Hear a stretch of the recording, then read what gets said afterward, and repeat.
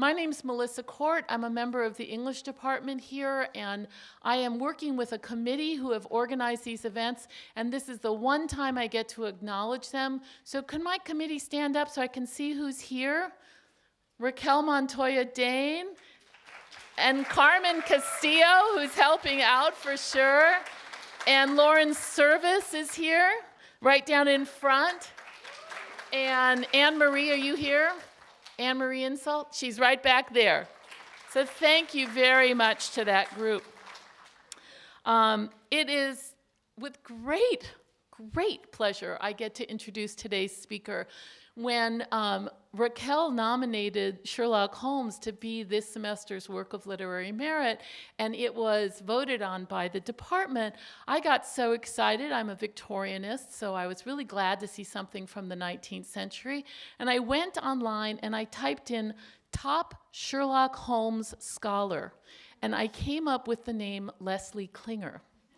And then in my Googling I found out that he's actually living in California. And I was so excited, I fired an email right away, and he answered yes right away to coming. So we have the top Google result is here. What a claim to fame. He is, among other things, the author of the new annotated Sherlock Holmes, which is too expensive for me to hold up a copy and show you, but is now available very reasonably on ebooks, I just found out. That means that he knows every detail of every story. He says that in each of the footnotes, there's probably 15 factoids, and there's probably 3,000 footnotes. So start thinking up your questions now. He seems to know everything about Sherlock Holmes. He's a graduate. He grew up in Chicago, but he's a graduate of Cal. He did both undergraduate and his law degree there. He will probably tell you more about how he fell in love with Sherlock Holmes and how he got where he's going. But amongst the publications that he did related to Sherlock Holmes, he's also an expert on Dracula. Yeah, that's another good one, isn't it? But he did this work in conjunction with Laurie King, who's coming next week. It's called A Study in Sherlock.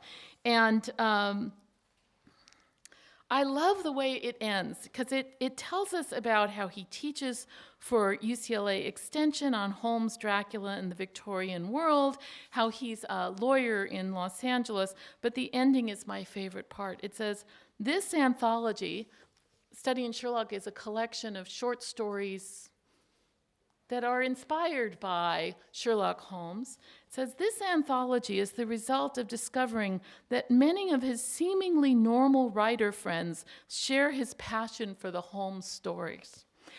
I think he's a pretty normal guy, and that you'll really enjoy Leslie Klinger.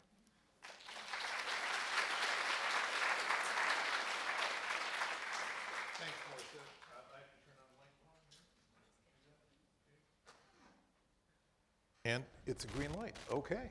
So that's all right. So yes, I am not Benedict Cumberbatch. Sorry.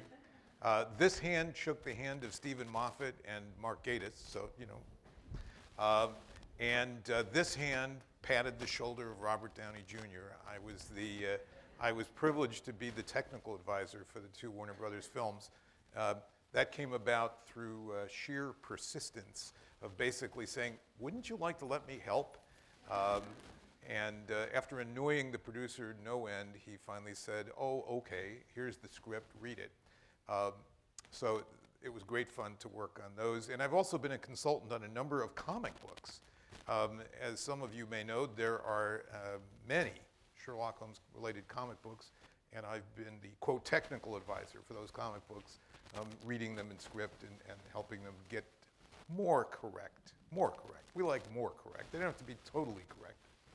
So I wanted to give you, this class is called An Introduction to Mr. Sherlock Holmes, and so I wanted to talk about Sherlock Holmes. Holmes was born in 1854, we think. We're a little uncertain about the date, and I'll tell you that the basis for the date is suspect, but here it is. In the story, and by the way, how many people here have read the Sherlock Holmes stories, or at least one of them? How many have read all of them? Okay, a couple of people. Well, so there's going to be spoilers here. I'm not going to tell you who done it, because anybody who reads the Sherlock Holmes stories for that is probably wasting their time. You'll discover when you read some of these stories, they'll seem awfully cliched. The butler did it in one of the stories. In another story, we find a corpse with its face blown away by a shotgun blast. Well, we, of course, sophisticates, all know that the corpse is going to turn out to be the corpse of somebody different from whom we think it is. But these are the cliches. They weren't cliches when these stories were written. These were fresh, new things. So, but nobody reads them for the mysteries. They read them for the love of the time, the characters, and so on. So I'm not going to worry about spoiling stories for you, but I'm not going to tell you who done it in any particular story. So in the story called His Last Bow, which is the last recorded tale of Sherlock Holmes, we'll come back to that a little later. Holmes in 1914 is described as appearing to be a man of about 60. People, reasonably enough, said, well, let's see, 1914 minus 60 is 1854. He must have been born in 1854. However, I would point out to you that he only appears to be a man of about 60, and he's in disguise, so that's not very reliable. Well, what about his birth date? Scholars say January 6th, 1854. Well, what's the evidence for January 6th? Well, let's see. Holmes quotes twice in the course of the recorded tales by Dr. Watson from the Shakespeare play Twelfth Night. Twelfth Night is January 6th. Clearly, this must have been Holmes's birthday. In the case that most chronologists, and I'll say something about that a little later, chronologists date as January 7th, Holmes appears to be a little bit hungover. They're proving again that Holmes's birthday was January 6th. Most convincingly, Christopher Morley, who was the founder of the Baker Street Irregulars, a group of literary scholars and fans of the Sherlock Holmes stories, his brother's birthday was January 6th. So when he announced that that was Holmes's birthday, everybody agreed. That's the hard evidence about the birth of Sherlock Holmes. We know that he was the son of country squires, raised in the West Country of England. That's about all we know. We know he had an older brother, 7 years older than him, named Mycroft Holmes. And other than that, the family details are very sketchy. We know very little about his education. We do know that he went to university for 2 years. Which university? I'm not sure. Some have suggested Cambridge. Some have suggested Oxford. Someone suggested Santa Rosa Community College. But we don't really have any hard evidence. The only story in which we might get some good clues, the university is referred to as Oxbridge, so that's really no help. But scholars have nonetheless argued strenuously for Oxford or Cambridge, and amazingly enough, it largely depends on which one of those great English universities they attended. Holmes obviously went to the same school they did. So, but we do know a little bit about Holmes's college years. He studied a strange mix of subjects. He made very few friends in college, two that we know about. One involved him in the case called the Voyage of the Gloria Scott. Took him home to Dad, and their Dad, after Holmes made some startling deductions, now he's probably about 19 at this time, said, you know, you have your career as a detective ahead of you. The world would be your oyster. You should do this. Oh, well, might be an interesting thing to pursue, thought Holmes. The second case we know that's a college dated one is the Musgrave Ritual. His friend Ronald Musgrave takes him home to Musgrave Hall for the long vacation, and while he's there, he solves an intricate case involving the butler, who actually did do it, did murder someone in that case. And it's pretty well known that that's right up front. I'm not spoiling a lot there, but he has to solve the meaning of the Musgrave Ritual. Well, those are the those are the college cases, and so clearly he has no companion in those cases. We come now to 1881, a crucial year in which Holmes, by the way, I should have said, after college, Holmes comes to London. After 2 years of school, he comes to London, and he takes rooms in Montague Street. And there he establishes a consulting practice as a detective. He starts to take on cases. We know nothing really about the cases from that period other than the occasional name. We know about Ricoletti and the club foot. We know about the case of the aluminum crutch. We know about Vanbury, the wine merchant. But all we have are those names. So in 1881, he decides to move from Montague Street, and he is looking for a flat and a flatmate. Fortunately, and I'll switch over now, there is another figure who appears on the scene. This is John Watson. John Watson, a young doctor, probably born around 1851 or 1852. Again, we know very little about Watson's upbringing. Probably Scotch in heritage, in any event. We do know that he attended the University of London for some of his medical studies. There is solid evidence that he also attended Edinburgh University for another part of his medical studies, in the case called the Field Bazaar, which is not usually regarded as part of what Sherlockians call the canon, the 60 basic stories. It's revealed that Watson attended Edinburgh University. I'll come back to that in a second. But Watson went into the Army. He took surgical training at Netley, which was an Army base for field surgeons, and went off to one of the Afghan wars. There have been a number of wars in Afghanistan. This generation's being only the latest version. There were 2 in the 19th century, and Watson was shipped over there to act as a field physician. He was wounded very early in his service. Fortunately, his orderly packed him out of there on the back of a mule. He was sent to the base hospital at Peshawar, where he came down with enteric fever. They despaired of his life, but he recovered and then returned to England on the troop ship Orontes. So in January of 1881, Watson found that his wound pension of 11 shillings wasn't going to go very far in order to pay for his housing and all that, and he was finding that hotels were quite an expensive way to go. So he was looking for a flatmate. Fortunately, his dresser, or his former dresser, a dresser is a kind of physician's assistant, who had worked with him at St. Bartholomew's Hospital, knew that someone else was looking for a flatmate. And so he took Watson over to St. Bart's to meet in the laboratory there a young man, not a medical student, but who was conducting experiments. At the time, he was conducting experiments involving cadavers. He wanted to test things about cadavers, but most importantly, he was experimenting with regard to what he modestly called the Sherlock Holmes test for hemoglobin, a device, a technique that would allow him to prove without a doubt that a stain was a stain caused by human blood. In any event, Holmes and Watson are introduced.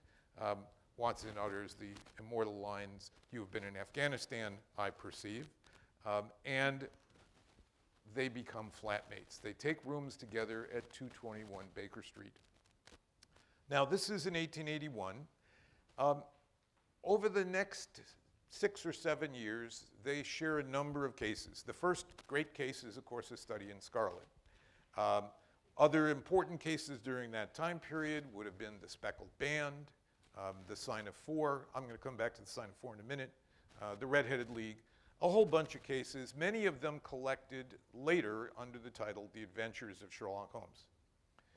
1888 was a very important year for the partnership. But before we get to 1888, let me pause and take a minute on 1887. So in 1887, Dr. Watson, actually a little earlier, probably in late 1886, Dr. Watson decided that it was time to publish his reminiscences. I'm not sure why a man of, well, let's see, so if he was born in 1852, he's all of 34. He had a lot to reminisce about, but he decided he was going to publish his reminiscences, or at least part of them. So we know that he wrote them up, and eventually this became titled as A Study in Scarlet. It says right at the top, you know, being a portion of the reminiscences of John H. Watson, M.D., late of the Indian Army. But he had a terrible time trying to get it published.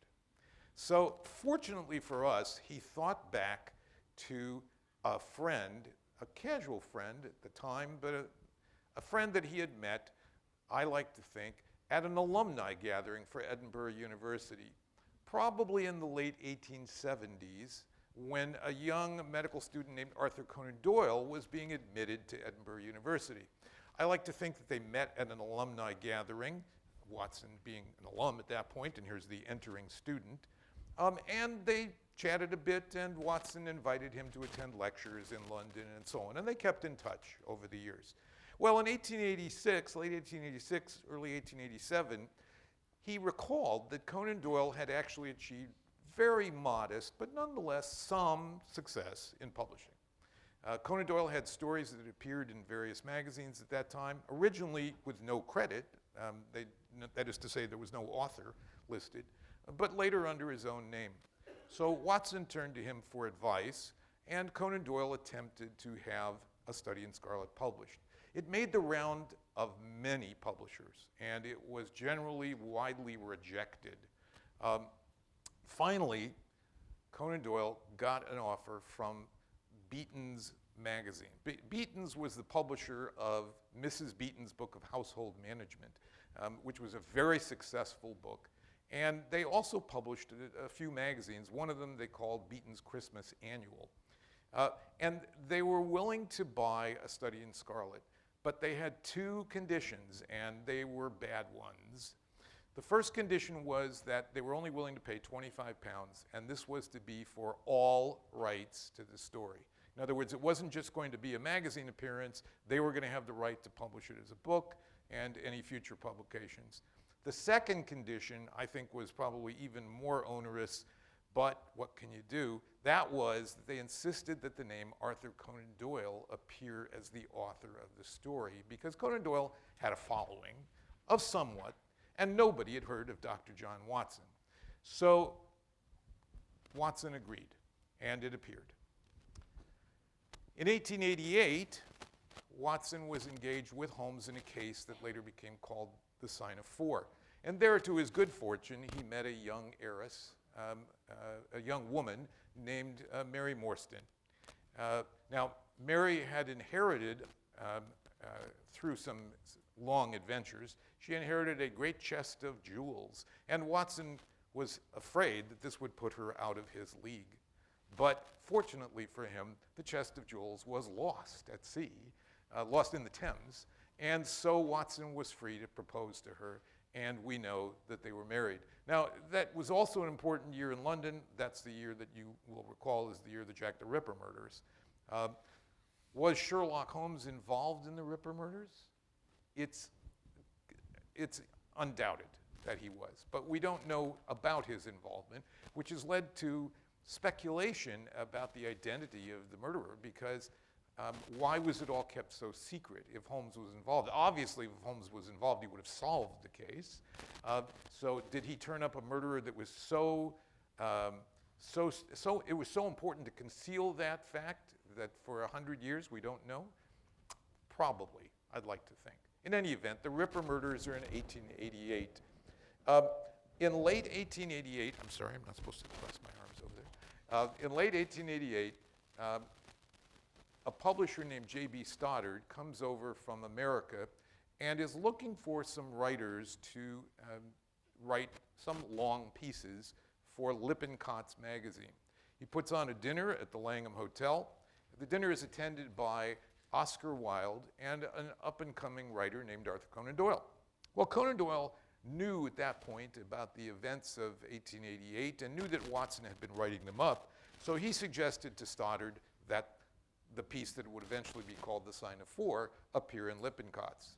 And it did.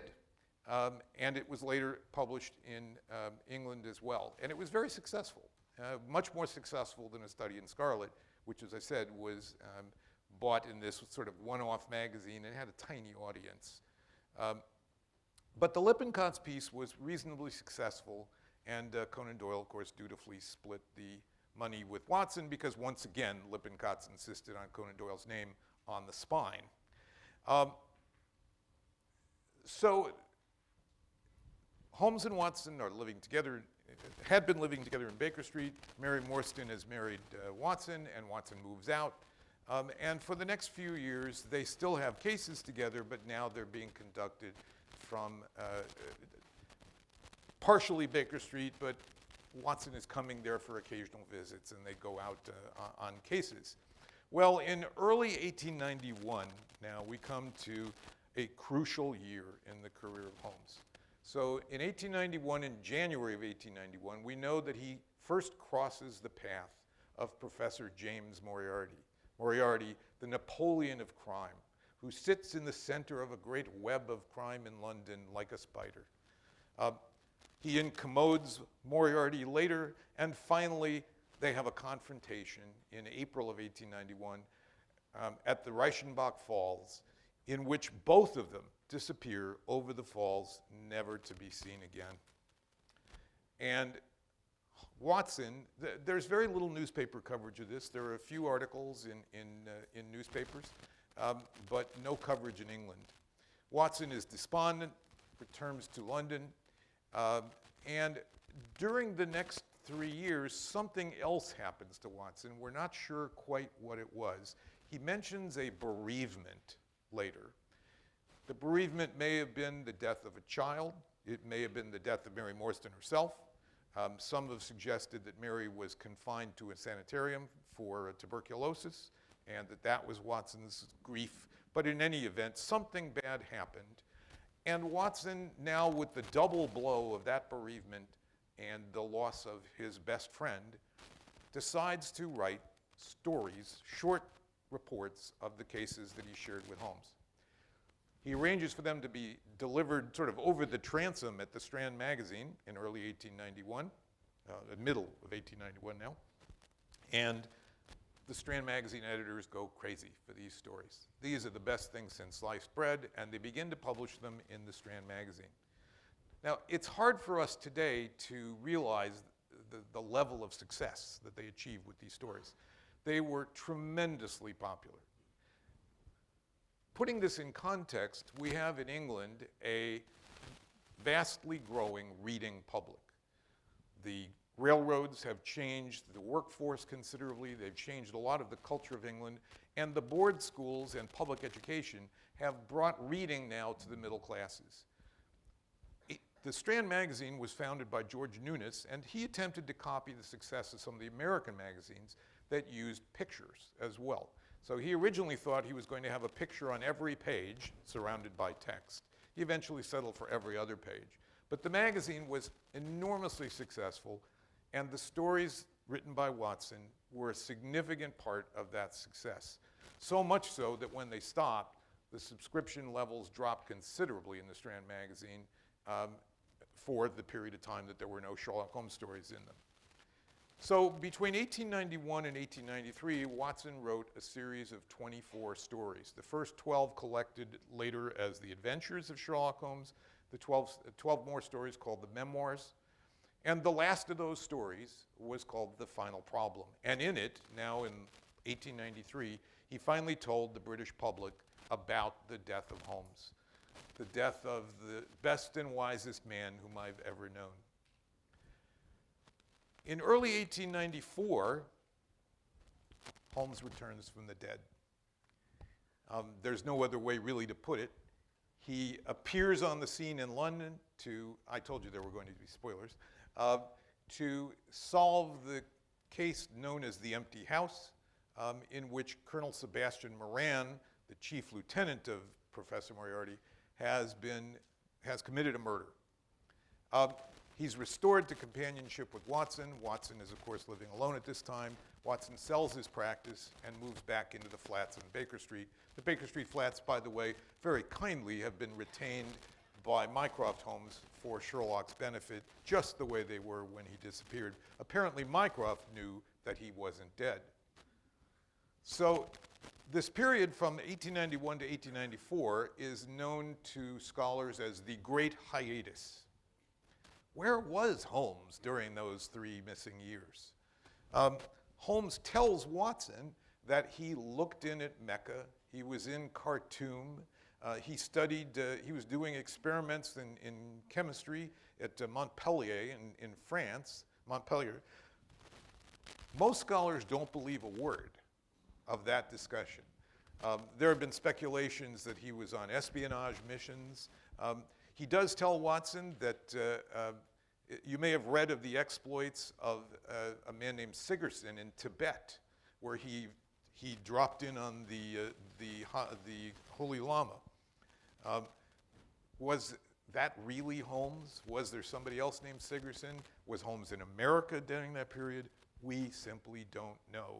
And there's been hundreds of thousands of words written about that subject. Where was Holmes during those years? And there are those, it divides into various camps. One camp is what I call the fundamentalists, which is Holmes told us where he was, that's where he was. Okay. Then there's the he was someplace far more interesting school of writers, and those are the ones who suggest places like America or China or whatever. And then the third school is that wasn't really Holmes who came back. There's a tale about a cabbie who said to Conan Doyle something about Holmes that he weren't the man he used to be. There are marked differences between the Sherlock Holmes pre-Reichenbach Falls and post-Reichenbach Falls.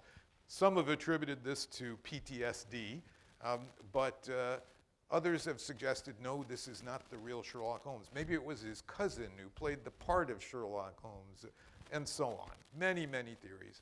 I'm basically a fundamentalist about it. I pretty much think that if Holmes said he did those things, he did those things. But there you have it. You can choose for yourself. In any event, in 1894, Holmes took up his practice again of consulting detective. And he continued that practice in London for another roughly 7 years. Now, during this period, between 1893 and 1901, no Sherlock Holmes stories appeared in the Strand magazine. I believe that Holmes instructed Watson, you can't write any more stories. This is messing things up with my clients. When the clients come and tell me some confidential story here, and the next thing that happens is 2 months later, there's an account in the Strand magazine of their confidential case with thinly disguised names where their friends can surely identify them. I can't have this, Watson. You have to stop writing these stories. Besides which, of course, they show my art in the wrong light. This is a science. You're making it into a romance. Well, in any event, Watson complied, and no stories appeared for a while. Now, in 1901, Holmes retired. So he's quite a young man. This is 20 years after the first big case, a study in Scarlet. In 1901, he's a mere 47 years old.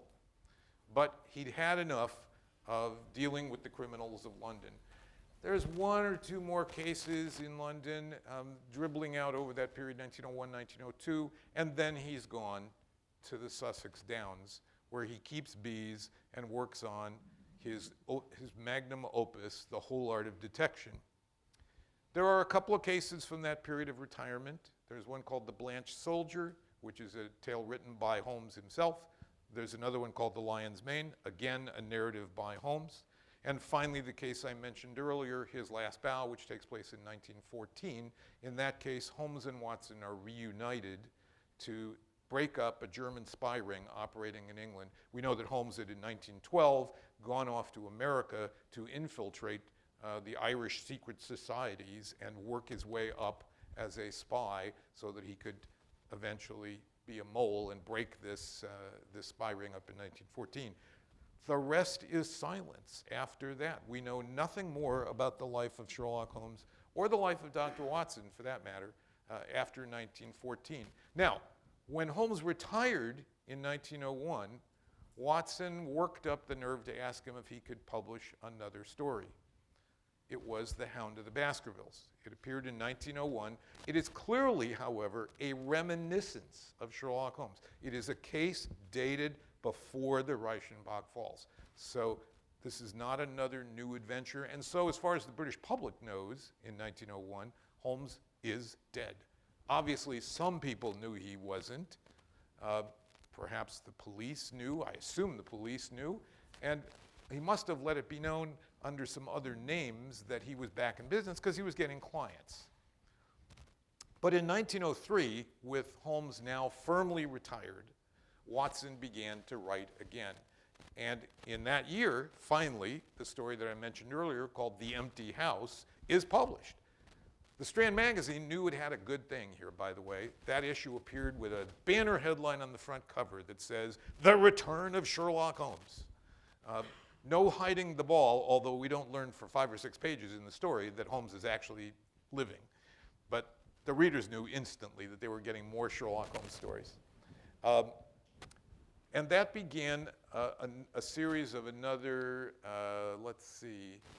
24 plus 3 is 27. That leaves there were 33 more stories that appeared beginning in 1903. The last story appeared in 1927. So we know for sure, I said we knew nothing about the life of Watson. Actually, we do. We know that Watson was still alive in 1927, and when the casebook came out, there's a note in his last bow in which he says Holmes is alive and well, living on the Sussex Downs. That came out in 1912. We presume that Holmes is still alive in 1927 because otherwise Watson would have said something. There are those who think that Watson and Holmes are both still alive today. The evidence for Watson's continued survival is a little thin. For Holmes, it's obvious. If a man of the stature of Sherlock Holmes had died, would not his obituary have appeared in the Times? Therefore, he is still alive. Well, that's an overview. And by the way, I should mention that in 1930, sadly, Arthur Conan Doyle died. And we have, and some of the things I've told you are based on the evidence that I was privileged to receive a few years ago, which is a series of letters between John H. Watson and Arthur Conan Doyle. These were published in some papers that the Baker Street Irregulars put out in 2009, I think. The book is called Papers at an Exhibition. I'm the only scholar who was allowed to see those, but the article goes through the letters in some detail with footnotes, of course. And in the latest issue of the Baker Street Journal, I wrote what is now probably the fullest biography of John Watson based on those letters, so that we know more details now about the partnership of Conan Doyle and Dr. Watson. And among those letters is a letter of condolence written to Conan Doyle's wife by Dr. Watson. So that is a quick overview of the careers of Holmes, Watson, and Arthur Conan Doyle. I want to say a few words about sort of what happened as a result of the publication of these stories, meaning the growth of Sherlockianism, or whatever the word should be. I didn't come to the Sherlock Holmes stories until I was in law school in 1968. Yes, I'm that old.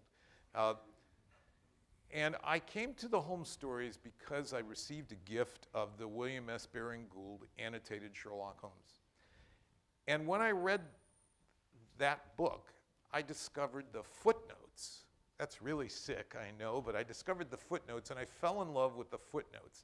Because what the footnotes revealed was that there was a vast community of Sherlockians, people who were fascinated by the Sherlock Holmes stories, people who loved the stories and who wanted to talk about them in print.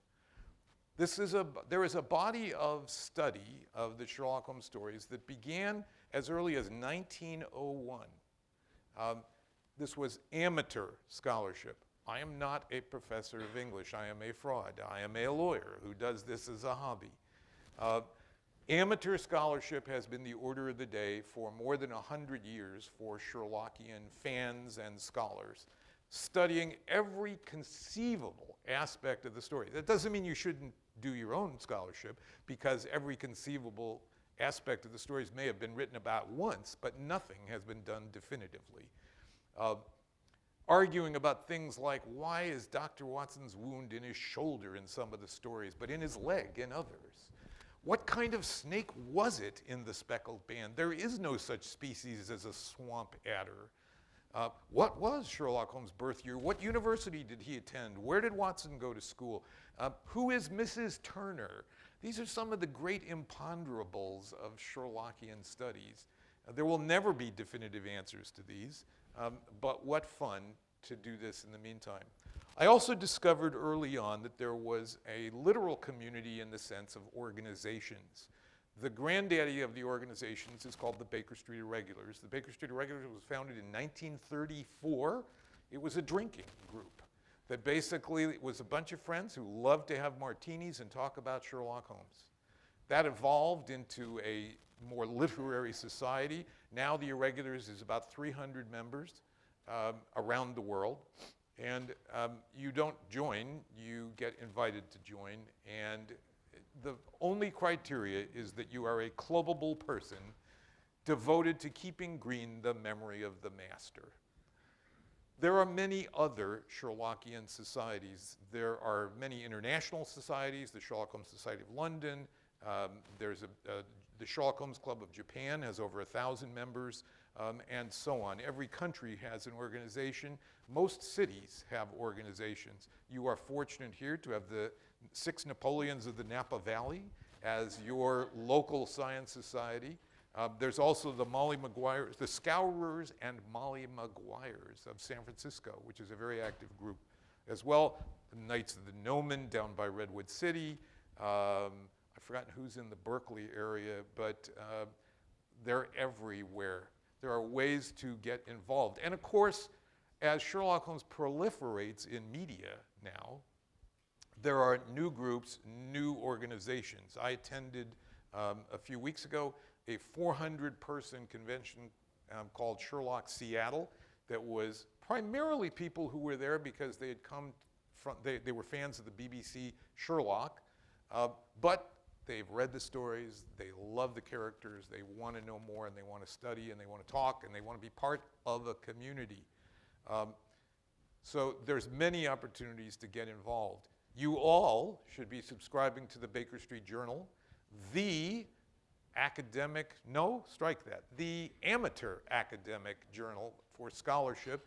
BakerStreetJournal.com has information about activities in the world of Sherlock Holmes, and you can subscribe there and buy things. There are books, and the Baker Street Irregulars has actually become a prolific literary society publishing serious scholarship in the field of Sherlock Holmes. Laurie King and I, for example, published last year a big collection called The Grand Game, which is a huge 2-volume set collecting classic Sherlockian scholarship.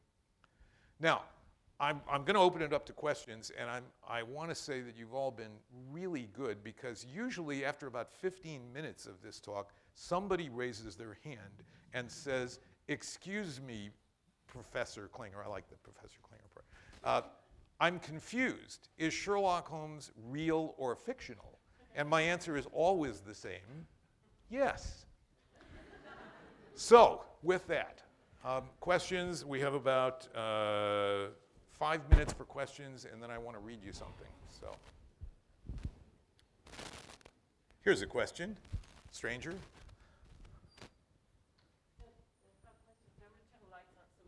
Okay. There's a question. Yes, sir. You.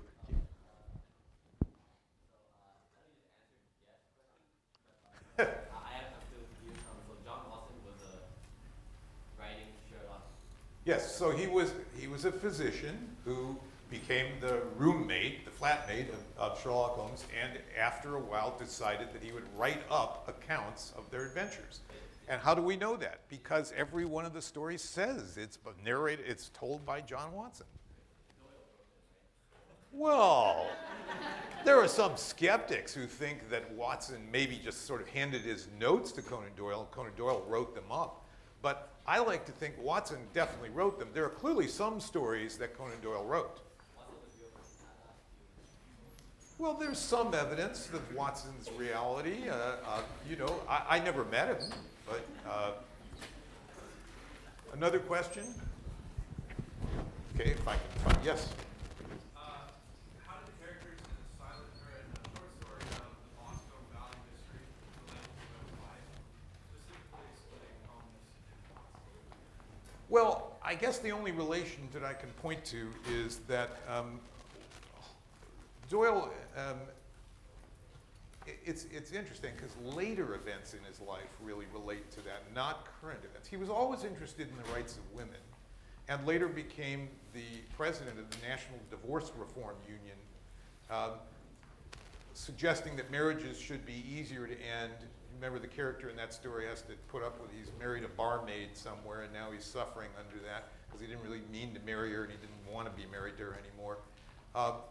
And Conan Doyle himself later, he married a woman named Louise Hawkins, Toohey, to their friends, whom later he fell in love with a woman named Jean Leckie.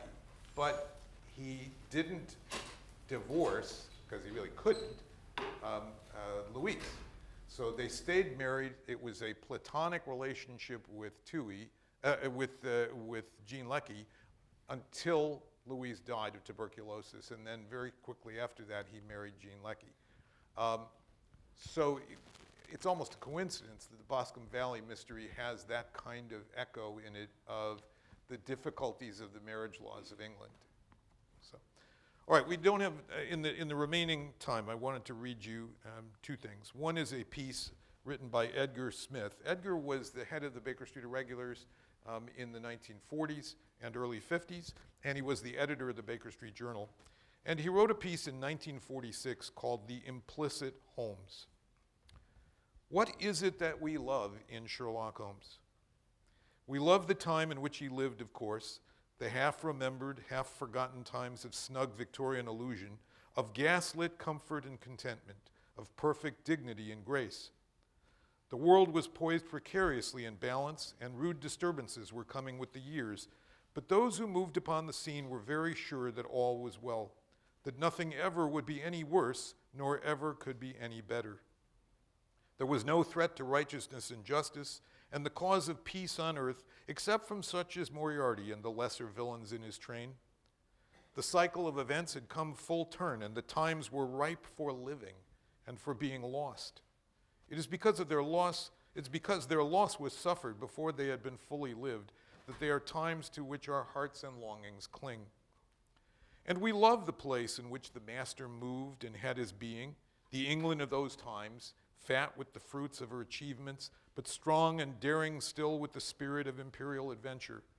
The seas were pounding then as now upon her coasts. The winds swept in across the moors, and fog came down on London. It was a stout and pleasant land, full of the flavor of the age, and it is small wonder that we who claim it in our thoughts should look to Baker Street as its epitome. For there, the cabs rolled up before a certain door, and hurried steps were heard upon the stair, and England in her times had rendezvous within a hallowed room, at once familiar and mysterious. But there is more than time and space and the yearning for things gone by to account for what we feel toward Sherlock Holmes. Not only there and then, but here and now, he stands before us as a symbol, if you please, of all that we are not, but ever would be. His figure is sufficiently remote to make our secret aspirations for transference seem unshameful, yet close enough to give them plausibility. We see him as the fine expression of our urge to trample evil and to set aright the wrongs with which the world is plagued. He is Galahad and Socrates, bringing high adventure to our dull existences and calm judicial logic to our biased minds. He is the success of all our failures, the bold escape from our imprisonment. Or if this be too complex a psychological basis to account for our devotion, let it be said more simply that he is the personification of something in us that we have lost or never had. For it is not Sherlock Holmes who sits in Baker Street, comfortable, competent, and self-assured. It is we ourselves who are there, full of a tremendous capacity for wisdom, complacent in the presence of our humble Watson, conscious of a warm well-being and a timeless, imperishable content. The easy chair in the room is drawn up to the hearthstone of our very hearts. It is our tobacco in the Persian slipper and our violin lying so carelessly across the knee. It is we who hear the pounding on the stairs and the knock upon the door. The swirling fog without and the acrid smoke within bite deep indeed, for we taste them even now. And the time and place and all the great events are near and dear to us, not because our memories call them forth in pure nostalgia, but because they are a part of us today. That is the Sherlock Holmes we love, the Holmes implicit and eternal in ourselves. Here's a briefer version of much the same feeling. This is Vincent Sterrett's sonnet called 221B. Here dwell together still two men of note, who've never lived and so can never die. How very near they seem, yet how remote that age before the world went all awry. But still the game's afoot for those with ears attuned to catch the distant view halloo. England is England yet, for all our fears. Only those things the heart believes are true. A yellow fog swirls past the window pane as night descends upon this fabled street. A lonely hansom splashes through the rain.